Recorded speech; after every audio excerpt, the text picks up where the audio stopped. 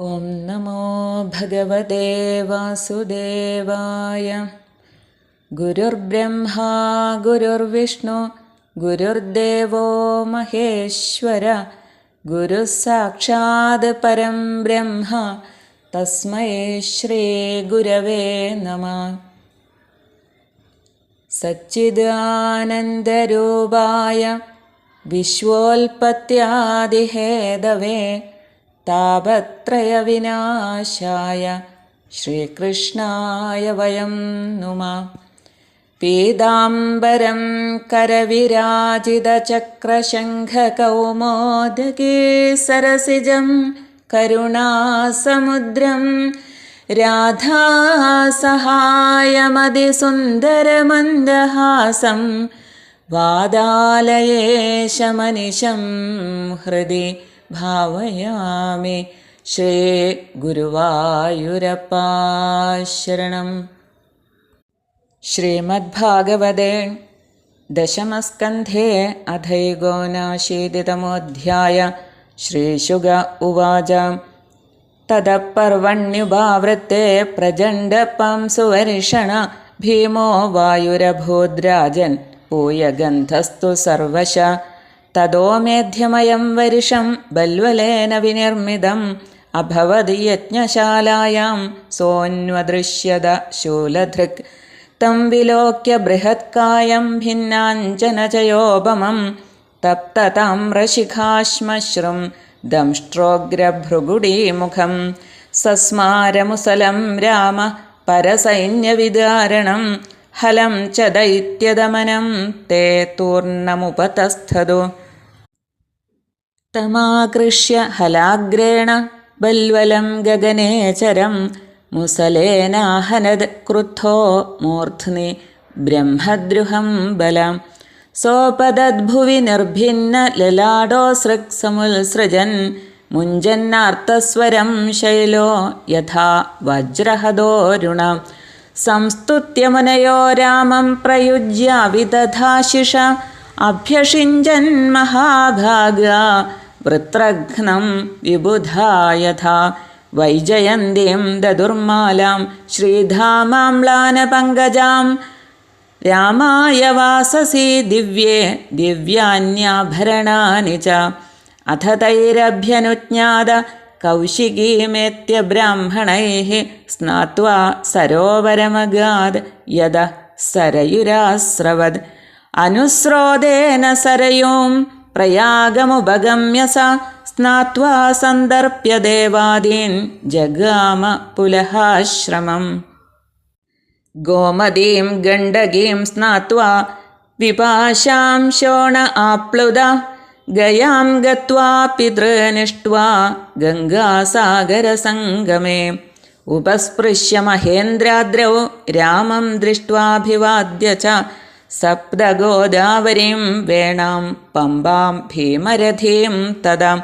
സ്കന്ദം ദൃഷ്ട്വാ യയൗ രാമ ശ്രീശൈലം ഗിരിശാലയം ദ്രവിഡേഷു മഹാപുണ്യം ദൃഷ്ട്വാദ്രിം വെങ്കടം പ്രഭു. കാമകോഷ്ണീം പുരീം കാഞ്ചീം കാവേരീം ച സരിദ്വരാം ശ്രീരംഗാഖ്യം മഹാപുണ്യം യത്ര സന്നിഹിതോ ഹരി. ഋഷഭാദ്രിം ഹരേ ക്ഷേത്രം ദക്ഷിണാം മധുരാം തഥാ സാമുദ്രം സേതുമഗമൻ മഹാപാതകനാശനം.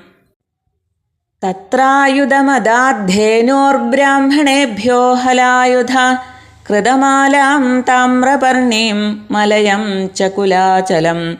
തത്രാഗസ്ത്യം സമാസീനം നമസ്കൃത്യാഭിവാദ്യ ച യോജിതസ്തേന ചാശീർഭിരനുജ്ഞാതോ ഗതോർണവം.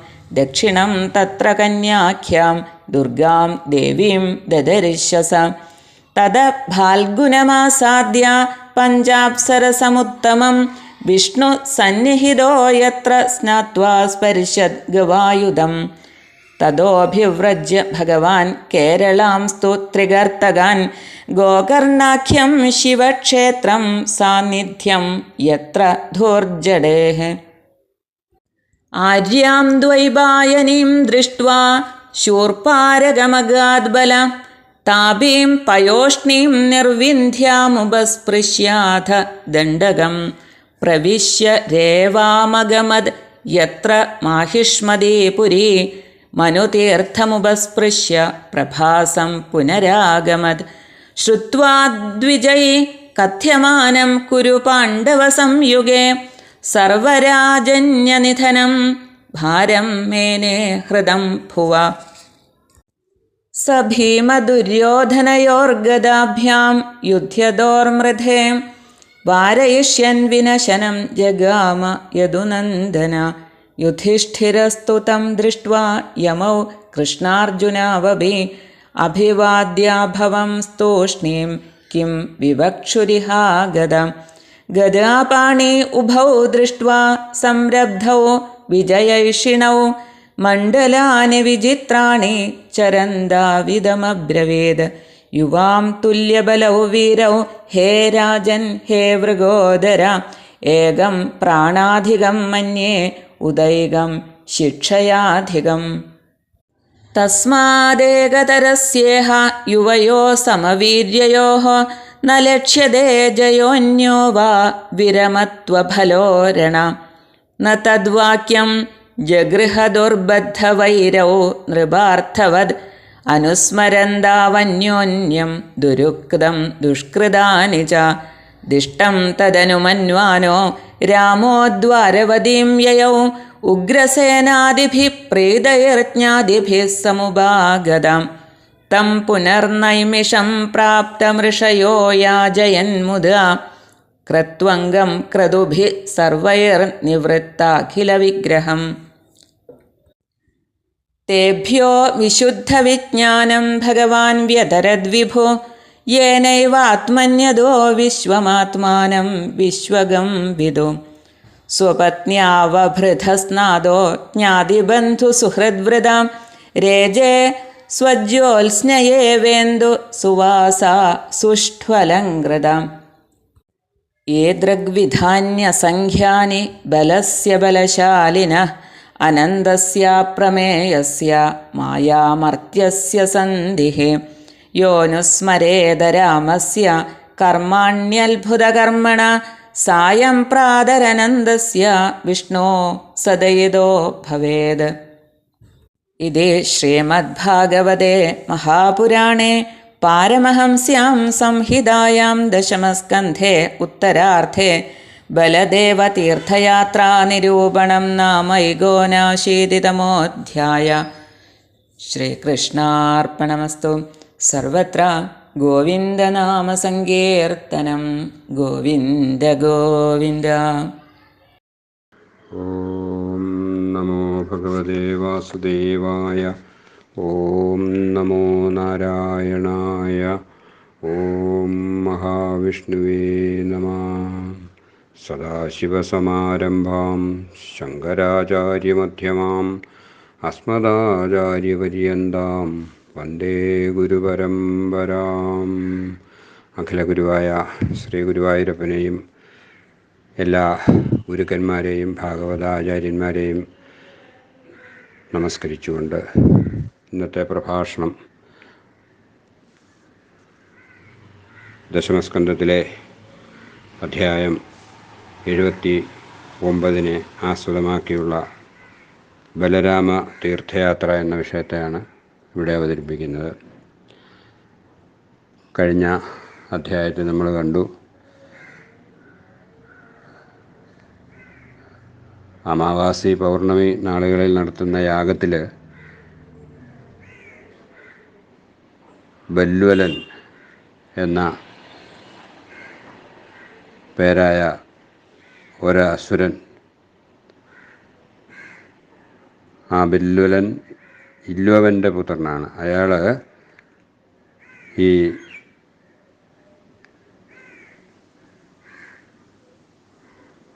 യാഗം അലങ്കോലപ്പെടുത്താനായിട്ട് ഒരുപാട് കാര്യങ്ങൾ ചെയ്യുന്നതായി കണ്ടു. അതിന് ബ്രാഹ്മണരും അവിടെ കൂടിയ ഋഷിമാരും ഭഗവാനോട് അപേക്ഷിച്ചു. ഭഗവാന്റെ ഒരു അനുഗ്രഹം ഉണ്ടാകാൻ വേണ്ടി അവരെ പ്രാർത്ഥിക്കുന്നു. ആ ബെല്ലുലാസുരനെ നേരിടാനായിട്ട് ഭഗവാൻ ബലരാമൻ ഒരുക്കം കൂട്ടുന്നതായിട്ടാണ് ഈ അധ്യായം തുടങ്ങുന്നത്. അസുരൻ്റെ ആക്രമണ സമയത്ത് പതിവ് പോലെ അന്തരീക്ഷം ദുർഗന്ധപൂരിതമായ കാറ്റടിക്കുന്നു.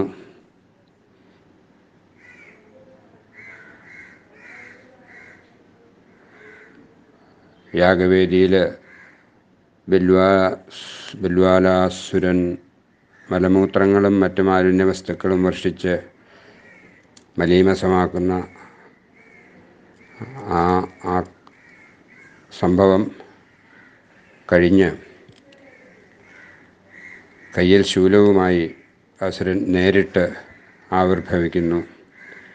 അവനൊരു ഭീമാകാരനായിരുന്നു. അവൻ്റെ ആ ഇരുണ്ട ശരീരം കരിക്കട്ടയുടെ കൂമ്പാരം പോലെ കാണപ്പെട്ടു എന്നാണ്.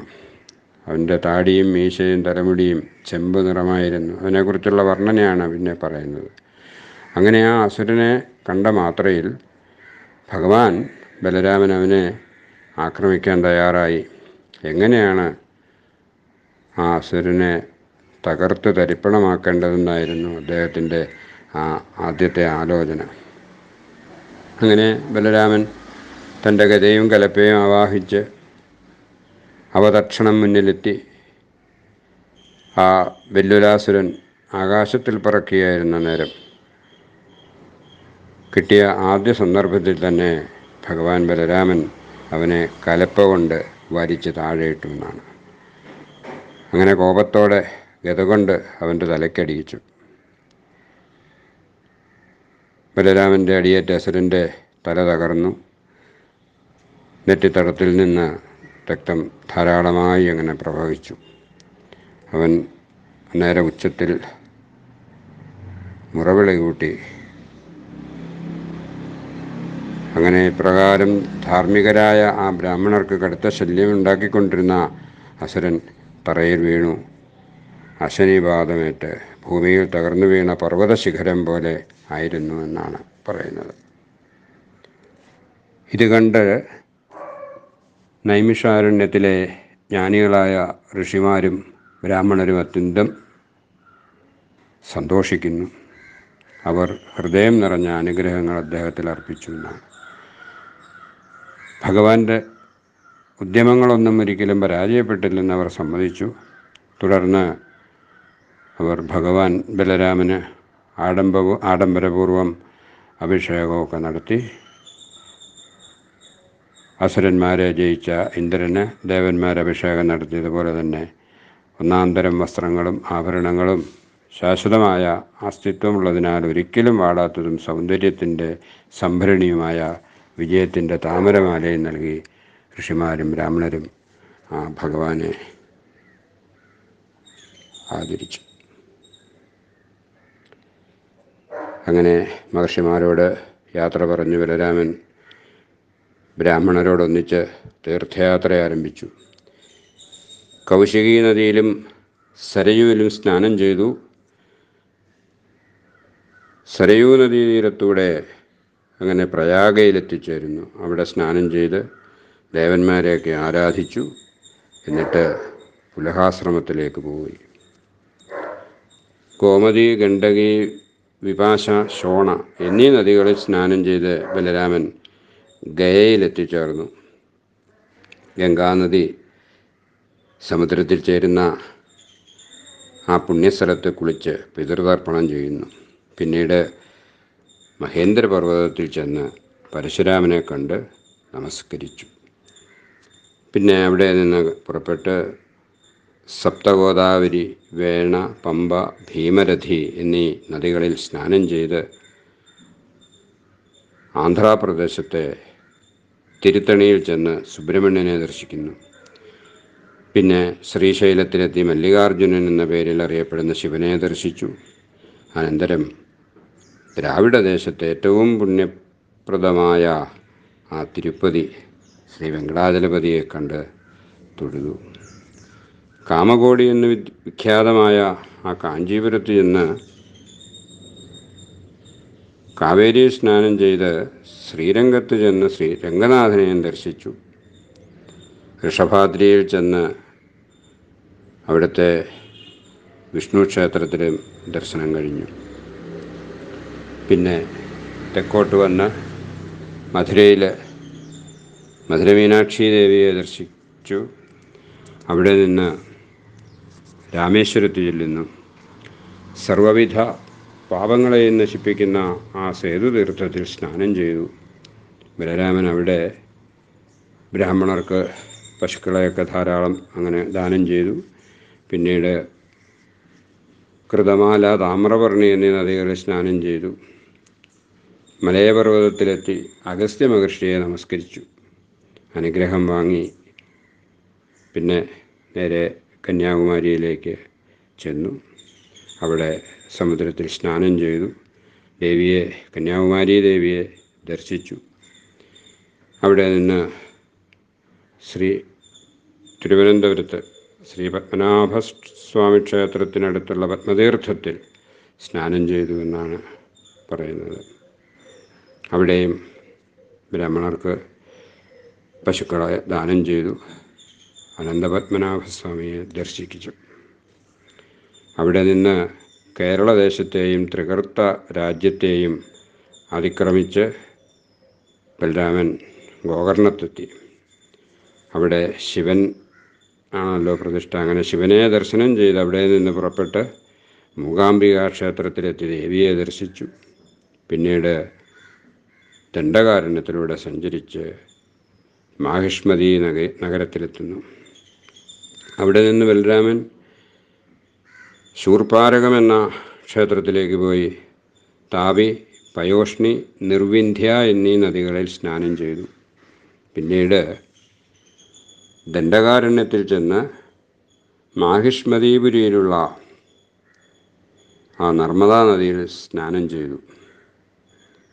മനുതീർത്ഥത്തിൽ സ്നാനം ചെയ്തു. അനന്തരം ബലരാമൻ തിരിച്ച് പ്രഭാസത്തിലെത്തിച്ചേർന്നു. അപ്പോഴേക്കും ഭാരതയുദ്ധമൊക്കെ കഴിഞ്ഞു.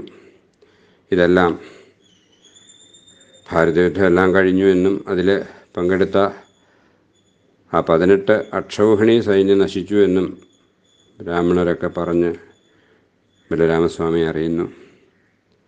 ഭൂമിയുടെ ഭാരം നശിച്ചുവല്ലോ എന്നോർത്ത് സന്തോഷിച്ചു. ഭീമസേനും ദുര്യോധനും തമ്മിൽ അവസാനത്തെ ഗദായുദ്ധം നടക്കുകയാണെന്ന് കേട്ട് അത് തടയുവാനായിട്ട് നേരെ കുരുക്ഷേത്രത്തിൽ ചെല്ലുന്നു. യുധിഷ്ഠിരൻ, നകുല സഹദേവന്മാർ, അർജുനൻ, ശ്രീകൃഷ്ണൻ ഇവരെല്ലാം ബലരാമനെ അഭിവാദനം ചെയ്തു. അവരെല്ലാം മിണ്ടാതെ നിൽക്കുകയാണ്. എന്താണെന്ന് വെച്ചാൽ എന്ത് പറയുവാനാണാവോ വന്നിരിക്കുന്നത് എന്ന് വിചാരിച്ച് അവരെല്ലാവരും മിണ്ടാതെ നിന്നു. ഗദ ധരിച്ചവരും കോപാവിഷ്ടരും പലവിധ ചുവടുവെപ്പുകളും നടത്തുന്നവരും ജയിക്കാൻ ആഗ്രഹിക്കുന്നവരുമായ ഭീമസേനനെയും ദുര്യോധനെയും കണ്ടിട്ട് ബലരാമൻ അവരോട് പറയുന്നു: അല്ലയോ ദുര്യോധന രാജാവേ, വൃകോദര, നിങ്ങൾ തുല്യബലവാന്മാരും വീര്യശാലികളുമാണ്. ഭീമന് ശക്തി കൂടും, അപ്പോൾ ദുര്യോധനന് അഭ്യാസബലം കൂടുന്നു. യുദ്ധത്തിൽ നിങ്ങൾ രണ്ടുപേരും ജയിക്കാൻ പോകുന്നില്ല. അതിനാൽ നിഷ്പ്രയോജനമായ യുദ്ധം നിർത്തുന്നതാണ് നല്ലത് എന്ന് ബലരാമസ്വാമികൾ പറഞ്ഞു. പരസ്പരം അത്യന്തം വിരോധികളും അന്യോന്യം പറഞ്ഞ ദുർവാക്കുകളും ചെയ്ത ദുഷ്പ്രവൃത്തികളും ഓർമ്മിക്കുന്നവരുമായ അവർ രണ്ടുപേരും ഈ ഉപദേശത്തെ സ്വീകരിക്കാൻ ഒട്ടും തയ്യാറായില്ല. അപ്പോഴെന്ത് ബലരാമൻ പറഞ്ഞു: എന്നാൽ എല്ലാം യോഗം പോലെ തന്നെ വരട്ടെ എന്ന് നിശ്ചയിച്ച് ബലരാമൻ തിരിച്ച് ദ്വാരകയിലേക്ക് പോയി. തീർത്ഥയാത്ര കഴിഞ്ഞു വന്ന ആ ബലരാമനെ ഉഗ്രസേന മഹാരാജാവും വസുദേവരും കൂടെ സന്തോഷത്തോടെ സ്വീകരിച്ചു. അനന്തരം ബലരാമൻ വീണ്ടും നൈമിഷാരണ്യത്തിലേക്ക് ചെന്ന് തീർത്ഥയാത്രയിലൂടെ ബ്രഹ്മഹത്യാദോഷത്തിന് പ്രായശ്ചിത്തം ചെയ്ത ആ ബലരാമനെ കണ്ട് ശൗനകാദി ഋഷികൾ ചില യാഗങ്ങൾ ചെയ്യിപ്പിച്ചു. അങ്ങനെ ബലരാമൻ ജ്ഞാനോപദേശം ചെയ്ത് മുനിമാരെ അനുഗ്രഹിക്കുകയും ചെയ്തു. ആ ജ്ഞാനത്താൽ മഹർഷിമാർ പ്രപഞ്ചത്തെ ആത്മാവിലും പിന്നെ ആത്മാവിനെ പ്രപഞ്ചത്തിലും അനുഭവസ്വരൂപേണ അറിയുന്നു. പത്നിയായ രേവതിയോട് ഒന്നിച്ച് അവഭൃത സ്നാനം ചെയ്ത് ബലരാമൻ അതിതേജസ്വിയായി അങ്ങനെ പ്രകാശിച്ചു. അത്ഭുത ലീലകളോടുകൂടിയവനും അത്യന്തം ബലശാലിയും അനന്തനും മായ കൊണ്ട് മനുഷ്യവേഷം സ്വീകരിച്ചവനുമായ ബലരാമൻ്റെ ലീലകൾ എത്ര വർണ്ണിച്ചാലും അവസാനിക്കാത്തവയാണ്. ഇത് ഭാഗവതം പറയുന്നുണ്ട്, കാലത്തും വൈകുന്നേരവും ബലരാമൻ്റെ ലീലകളെ സ്മരിക്കുന്നവർ വിഷ്ണു ഭഗവാന് പ്രിയപ്പെട്ടവരായിത്തീരും എന്ന്. ഇത്രയുമാണ് ഈ അധ്യായത്തിൽ പ്രതിപാദിച്ചിരിക്കുന്ന സംഗതികൾ. ഇത് കേട്ടുകൊണ്ടിരുന്ന എല്ലാ സുഹൃത്തുക്കൾക്കും ശ്രീ ഗുരുവായൂരപ്പൻ്റെ അനുഗ്രഹമുണ്ടാവട്ടെ എന്ന പ്രാർത്ഥനയോടെ കായേന വാചാ മനസേന്ദ്രിയൈർവാ ബുദ്ധ്യാത്മനാ വാ പ്രകൃതി സ്വഭാവൽ കരോമി യദ്യൽ സകലം പരസ്മൈ നാരായണായേതി സമർപ്പയാമി. നാരായണായേതി സമർപ്പയാമി. നാരായണായേതി സമർപ്പയാമി. ശ്രീ ഗുരുവായൂരപ്പ ശരണം. സർവത്ര ഗോവിന്ദനാമസങ്കീർത്തനം. ഗോവിന്ദ ഗോവിന്ദ. ഹരേ കൃഷ്ണ. ഗുരുവായൂരപ്പ ശരണം.